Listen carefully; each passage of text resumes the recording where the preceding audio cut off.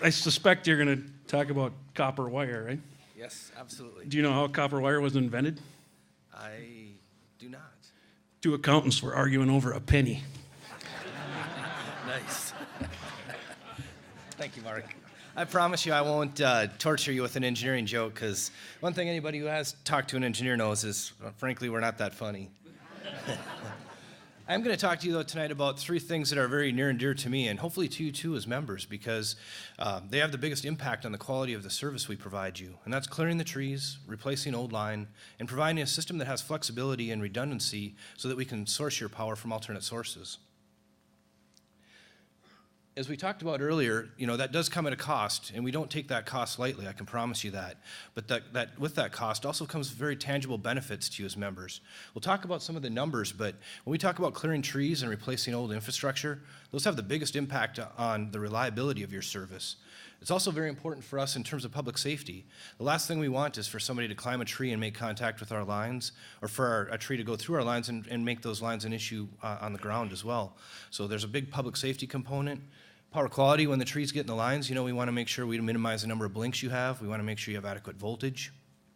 And finally, as was mentioned earlier, we have a lot of old infrastructure, and we have to phase that out. And when we do that, we need to do that intelligently, because we want to create a stable rate pressure, not have periods of high rate pressure. So we've got a lot of old infrastructure that we need to start phasing out and do that responsibly so that we minimize future rate pressure. Now, this graph here, what we did is we took a look at and counted all the number of outages that occurred in 2015.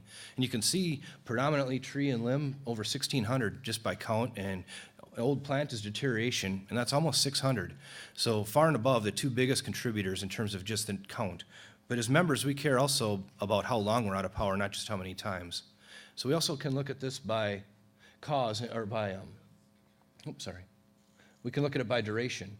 And by duration, you can see tree and limb is almost 4,000 hours, and old plant is almost 1,200 hours. So again, far and above the two biggest components and the two best places we can spend money to increase the quality of your service. And together, those two components make up over 80% of the reason that we have outages. Now, this picture, you can see the date, 2009. That's quite a while ago. I can tell you we're in our fourth year of clearing every sub and circuit, and I'm very grateful to Greg Randa and the board of directors for their support on the right-of-way system. I would never want to have to look at a picture like this again, and then 3 years from now, when we've been through the entire system, hopefully we'll never have to see a picture like this again. You can imagine trying to get equipment and personnel down that right-of-way to restore power. Very difficult. Obviously, with those trees being in the line, that's also going to cause blinks and outages for members. So that's something that we're trying to clean up. What we're creating is right-of-ways that look like this. So that's a single-phase line, so we clear that to 20 feet either side of the line. If it was a multi-phase, it'd be 25 feet.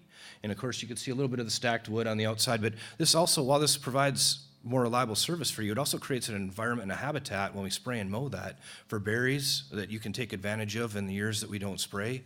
For the 6 years that we're not in there spraying, you can enjoy that habitat that's created as well.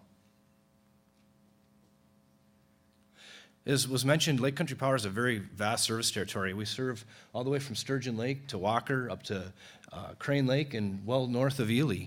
So it's almost 11,000 square miles, over 8,200 miles of line, and we're doing 1,120 miles of tree clearing in that circled area this year. So predominantly in this area, up in this region.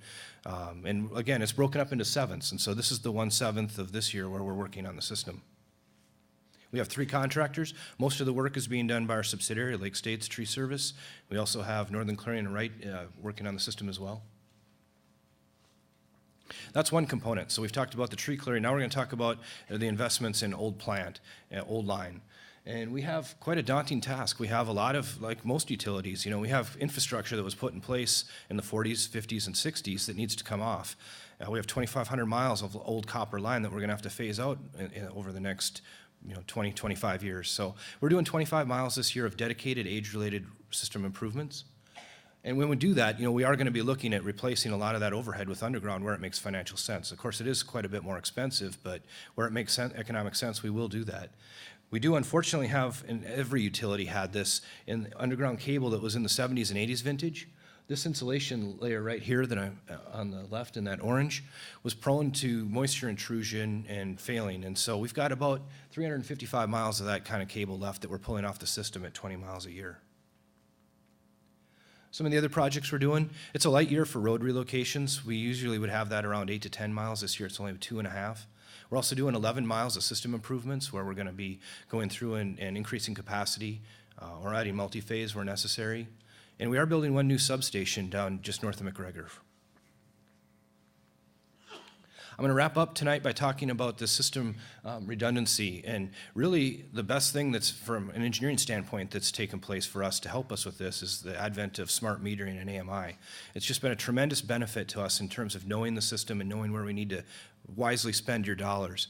It gives us the loading of the lines, it gives us the number of blinks at each home, and it gives us the voltage, the minimum voltage that any member would experience. So we can intelligently go through and say, we know where the system is stressed, we know where we need to rebuild, and we can prepare reports that aid the linemen that basically say, this is when we can, how much load we can transfer, when we can transfer it. If we have to put up emergency equipment and contingencies, we can do all that analysis ahead of time to minimize the outage duration. So smart meters has been just a tremendous benefit to us.